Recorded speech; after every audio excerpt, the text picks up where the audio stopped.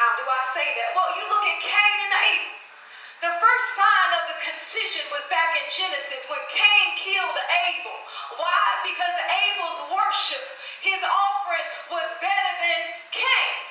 So instead of Cain getting his stuff together, he'd rather kill his own brother. Church hurts. Well, what about Joseph? Well, it was Joseph's brothers that put him in the pit and sold him into slavery. Why? Because Joseph had the favor of the father, his own brothers, in the same house. Well, what about Judas and Jesus? All right. Well, what about the prodigal son? When the prodigal son came back from the pig pen, came back from his mess, the brother was the one that said, I've been here all the time. Ain't nobody killed no fatted calf for me. Where my ring at? It was the brother. Concision.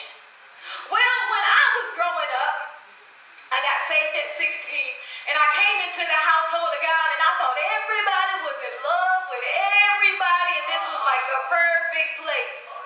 Nobody warned us about the concision. So I got hurt a little bit, I got beat up a little bit, I got scratched up a little bit, until I recognized it is the concision. See, the concision, you see where David says, he said, lo, that I would fly away. The concision makes you separate yourself from God.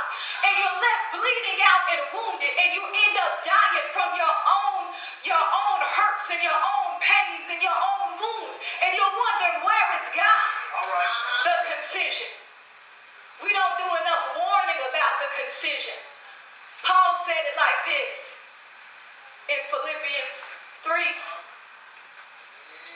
and 2. He says, beware of dogs. Beware of evil workers. Beware of the concision. Well, you can see here, beware of dogs.